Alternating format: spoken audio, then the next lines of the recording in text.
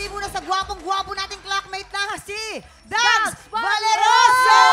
Happy birthday, Dax! Ayan, and of course, happy birthday din sa ating production assistant na si Jason Ocampo! Happy birthday! Happy birthday! Eto na nga, tikropa kung kailangan mo ng pampakalma. Heto na ang paborito mong chismisang may trivia. Let's play! Sang Tanong, Sang Sabog! Ang ating alay sa Buwisit Blaster, napakaganda. Super sexy na ma'am, Sam Pinto! Pero bago tayo maglaro, paki-invite muna ang ating mga tiktropa na palaging panoorin ang Sanggang Dikit. Yes, ini-invite ko po kayong lahat manood Sanggang Dikit FR Monday to Friday po yan. 8:50 po ng gabi. Ayan. Ganda, oh, Diyos ko. Ganda! Aloka, eto na ang aming katanungan. Sa magpapasabog ka na ba? Magpapasabog na! Let's go! Grabe. Saan niya kaya dinaan yung anak niya? Eto, ang iyong unang sang tanong. Sang Si Dennis Trillo ay may tattoo. Okay? Na ang asawa niyang si Jeneline Mercado mismo ang nagtattoo. Anong design ng tattoo ito? Okay. A, pusa or B, puso? Yes. Ladies. Alam na alam ko ni Tala yan. Yes! Pero bago lahat, bago ako sumagot, guys, ipopromote ko muna po ang aking birthday show na gaganapin po sa October 18 sa District 1 BGC. Nako, pumunta po kayo dahil sobrang dami po natin pasabog dyan. Yan, okay, Yes. oh, ano? At ang sagot natin dyan, girls, alam niyo kung ano? Pusa. Kasi nakafollow ako kay Ate Jen and kay Kuya Dennis. Talagang alam ko yung mga, pinapanood ko yung mga vlogs nila. Totoo, And nakita ko, totoo yun. pusa ang pinatattoo. Cat lover sila. Yes, Yes, cat lover. cat lover kasi. Yes, Kuya Kim. Ay nako. Kuya Kim. Hindi totoo yan. Alam niyo ba ang tattoo ay galing sa Polynesian word na tatao, ibig sabihin ay tinataktak. Yeah. At ang pagtaktak niya, yung rhythm yan. Tuk, tuk, tuk, tuk, tuk, tuk, tuk, tuk, tuk, tuk. So parang tibok ng puso. Nalaman ng mag-asawa yan.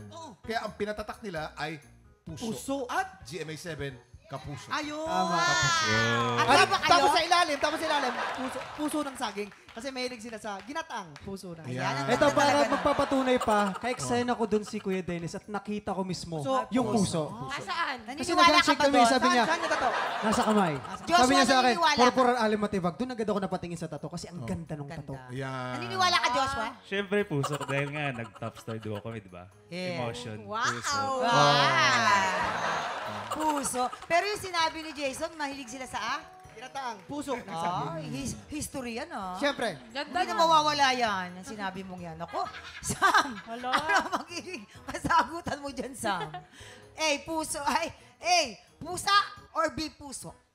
I think I will go with puso. Yun!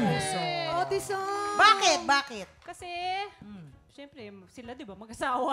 Bakit sila maglalagay ng pusa? Ayan, di ba? Panakot sa daga. Diba? Pag nakita yung tattoo na, natatakot na Gano'n yun. na ka. Oh, sige, sure ka na sa puso, ah? Sure na. Alright. Sabi po niya, puso, kabog or sabog in... 5, 4, 3, 2, 1. Ay! Sabi ko sa'yo, Ate Ang Sam! sama ng ugali. Dapat sa Talaga? girls nakikinig talaga. Talaga. Pusa. Pusa. Oo, kasi nga may mga alaga pala sila. Cat lover. Kaya talaga, ang ganda-ganda ni Sam, pinausukan yun, di ba, Magre-reveal tayo. guys? Tayo nagpahama, Kuya Kim. Oo nga, ikaw talaga, Jason eh. Yan.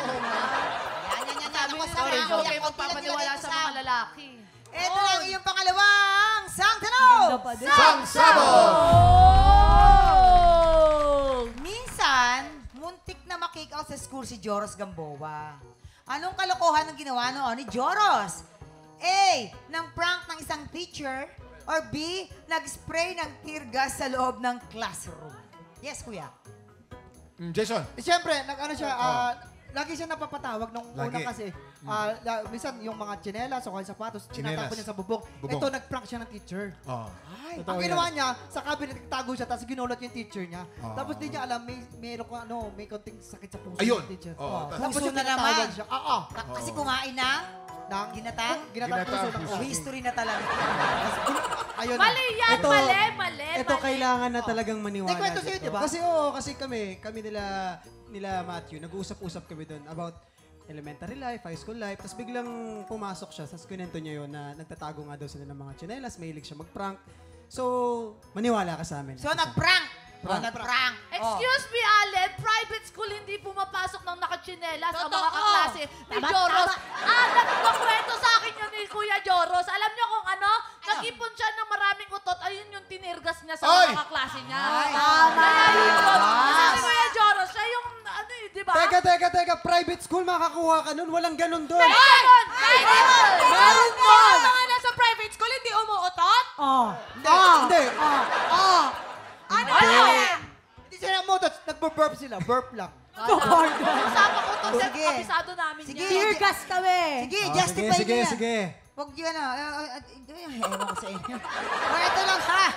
Sam, kailangan mo nang mamili ng iyong magiging sagot. A, ng prank ng teacher or B, nag-spray ng tear gas sa loob ng classroom. Si Joros, Oo, nako. feeling ko ano yun.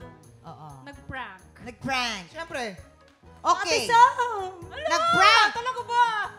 Are you sure? Nag-prank. Pagkala mo Okay. dyan.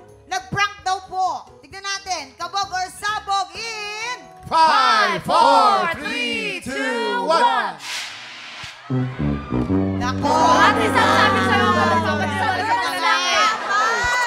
Nag-spray pala. Women are always right. Pasabog ng tear gas talaga. Oo, pero nakiusap na yung kanyang mami na wag, kaya hindi natuloy ang pag-kick out. Nako, nakakaloka. Ay, okay na. Sam, kumusta naman yon?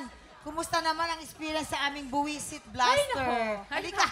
Ang ganda pa din. Dito mo mapapakaya natin sa akin. Naniniwala ka lang. Ang ganda mo pa rin, Sam, in fairness sa'yo. Oo naman. Pero Sam, alam mo, na-miss ka ng telebisyon. Na-miss ka ng telebisyon. Talagang, we're so happy na regular ka naman nakikita sa Sanggang Dikit FR. Nandito ka ngayon. I know, I'm so happy to be back. Of course! At maraming salamat sa pakikipagpulitan sa amin today, ha?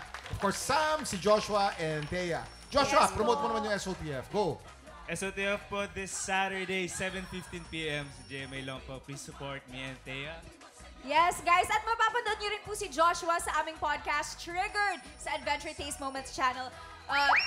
Episodes drop every Friday at 7 p.m. Yes, mga ka-triggered! Sam, promote mo yung Sanggang Dikit.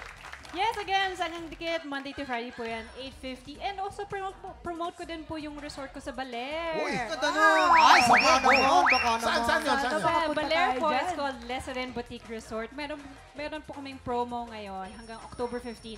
40% off po yung mga rooms ngayon. May website yun. May Instagram, may website. Yes, meron pong Instagram. Leseren po yung Instagram. Go to my Instagram na lang para makikita niyo po doon. Kahapon po nakadalawang panalo na ang kampiyon na si Francis Tenorio. Ma-impress niya kaya ulit ang ating inampalan? At ang malaking tanong, makukumpleto niya kaya ang kailangan 7 panalo para makaabot sa hamon ng kampiyon? Tutok lang dahil tanghalan ng kampiyon sa pagbabalik ng TikTok! 7 minutes tonight, guys! See you! Ganda mo, Sam!